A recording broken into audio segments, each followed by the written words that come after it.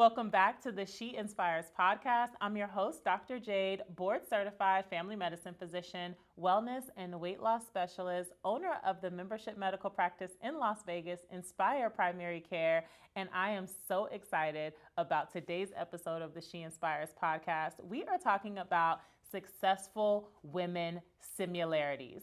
Successful women similarities. I have had the pleasure and the joy of interviewing so many phenomenal women in business that are just growing incredible businesses. I'm excited to have some of them join our podcast episodes, but it's just been so incredible. And I am a person, I'm gonna let y'all in on a little secret. I like to study people. I am one of those people, I don't talk, although I'm on socials talking quite a bit and you guys hear me talk on the podcast, but I'm a person who prefers to be more quiet and introspective and observe. And so I've been observing busy professional women. I've been asking them questions. I'm just so fascinated about how successful women get to where they are, how they thrive in that season of their dreams. And there are 3 similarities I've noticed, and I'm excited to share them with you all today. These are definitely not all of them, but if I thought about what the top 3 similarities that I've noticed are, that's what we're going to talk about today. But first, ladies, are you ready to look and feel your best? If you're in the Las Vegas area, definitely check out 208 Lymphatics LLC. They offer a plethora of quality, full body, non-invasive treatments, including manual lymphatic drainage massage, body sculpting, infrared body detox wraps, halo salt therapy, and more. 208 Lymphatics is amazing at helping women reach their health and wellness goals. Thank you so much to 208 Lymphatics LLC for sponsoring this episode of the She Inspires podcast. Join their Instagram community at 208 Lymphatics. That's Instagram at 208 Lymphatics. Schedule an appointment and let them know I sent you, okay? Now let's jump into the episode. So, successful women similarities. Top 3 things. You ready? Number 1 is successful women know their why. Successful women know their why. What I have noticed about some of the most phenomenal women in business at all levels, women who are just starting out, women who are in that 1 to 10 year range of their business, and people who have been in the game for a decade plus, they know their why, because when it comes to business, there are ups and downs, twists and turns. I've talked about this before. You may see the shiny cars and the smiles on the socials, but there are hard times. There's a grind to this. There's a struggle to this. There are joys to this. It's a whole thing, right? And so what you have to reflect back on is, why are you doing this? There was a book that I reference often that I love. It was a book that was highly recommended for me to read early on in my entrepreneurship journey, called Start With Why. And I love that I read that book early, because it helped me to get clear. Before I opened the doors to Inspire Primary Care, I was able to get clear and concise on, why are you doing this? Why aren't you just going to go and become an employed physician and get your job and clock in and clock out, see the patients, and do that for 40 years and then retire? Like, why are you going to take this leap of faith, open your own business, start your own medical practice straight from residency? What is your why? It can't be for money. It can't be, it has to be clear. And so for me, for example, I knew that I am called to help my patients prevent and reverse chronic disease. I know I'm called to help my patients transition to a healthier lifestyle and a healthier weight, and to provide them with quality primary care.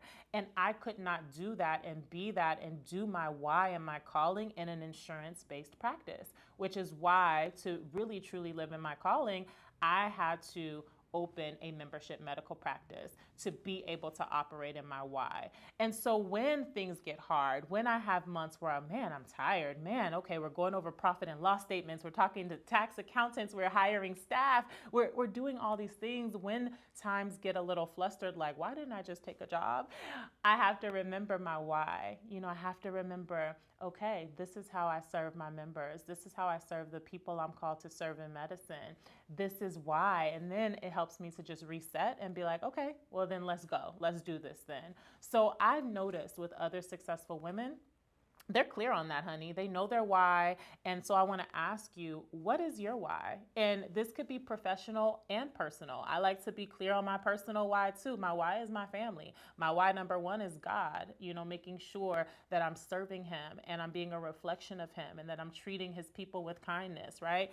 And I'm not always perfect on that, but I try to. I try to be, right? Because that is my why. So serving God and being there with my family. They are my why, and making memories with them. So even when the business is, if people are texting after hours or weekends or going outside of boundaries, I remind myself of my personal why. Well, if your why is your family, then we need to be present for the family. If your why is God, then you need to be kind and be a reflection of God. If your why is serving people with high quality primary care, then don't take the insurance in the practice, because then you won't be able to do that. So reminding myself of the why. So what is your why? Are you clear on what your why is? Are you clear on what your why is personally? Are you clear on what your why is professionally? And are you setting up your life to actually operate in that calling and in that why? So that's number one thing I've noticed of a similarity of successful women. Number two is that successful women invest in and prioritize their wellness. Successful women invest in and prioritize their wellness.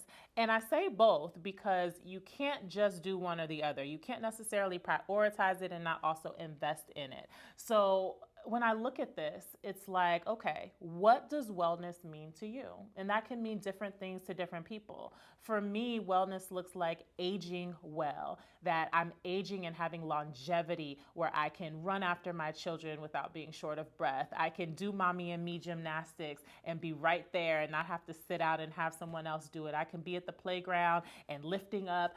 That is a part of my wellness. My wellness is looking in the mirror and feeling good in my clothes and feeling like my best self when I see my reflection back, because I'm putting nutritious foods in. I'm prioritizing my water intake. I'm taking care of the temple that I have on this earth. That is a part of my wellness. And then my mental wellness, I'm taking breaks, I'm taking vacations, I'm saying no. All of this is about my wellness. But then I talk about investing in it as well, right? I'm going to have to buy that Peloton. I didn't really want to pay those coins to buy that Peloton, but it's a part of what will be a part of my wellness routine for my goals, right? And so are you investing in your wellness? Part of that is my primary care, right? Seeing my physician, that's an investment. Of course, when people look at Inspire Primary Care, they're like, well, why would I pay a membership when I can go to the insurance-based doctor's office? Well, you have to look at the quality of care you're going to get, and are you going to invest to actually get the more quality version of care to get to the wellness goals that you value? And so it's investing in and prioritizing wellness. When I look at really successful women, you'll often see that they may have, and this can be on any level, because some people are like, well, I don't have a chef yet, and I don't have a personal trainer, and I don't have that. But you have outside, and you can walk outside, right? So it's investing the time or investing the money, right? And so very important, successful women, regardless of how much you're making, right? No excuses at any stage, they prioritize and invest in their wellness, all right? And so number three thing that I've noticed is a similarity of successful women is successful women are givers. Successful women are givers. And yes, you will find successful women that may seem selfish and may not seem like givers, but I'm really talking about success in more than just how many coins are in their pocket. I'm talking about success as more than just how many followers they have. I'm talking about people who also have joy and peace and are able to, look good and feel good on and off the camera, okay? So when I look at successful women in that realm, in that type of definition, I notice that they're givers, that they're philanthropists, that they give back to others, that they see how can I serve someone else? How can I think of someone else? It's more than just about themselves. And so I was recently asked, Dr. J, why did you and your husband start a nonprofit organization? We have one called We Inspire, and we have different programs. And the whole point for me is I am not accumulating all of these things just for myself. I am accumulating it so I can, yes, of course, I like nice things, don't get me wrong, but yes, so I can live a lifestyle that where I'm comfortable and I can build generational wealth for my family and my children. But outside of that, it's about who can I bless? Who can I give back to? Who can I mentor? And so that's really a mindset of giving. And that is something I've noticed in other successful women as well, which is why I have so many amazing friends and mentors and people I'm able to collaborate with because I gravitate towards others who are also like that. So, are you a giver? Who have you blessed lately? How are you using your gifts to not always just look at it as a dollar or, I'm not doing that. The price is going up.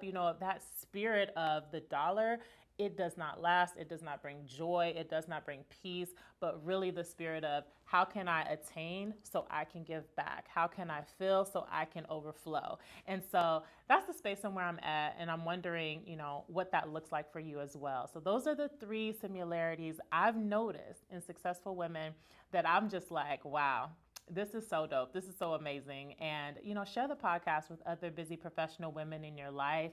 If you're watching this on our YouTube channel, subscribe to our YouTube channel. We're at Dr. Jade MD.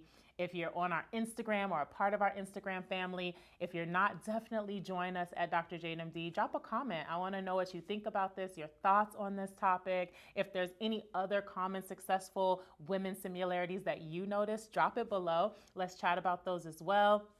And I'll see you on the next episode of the She Inspires podcast.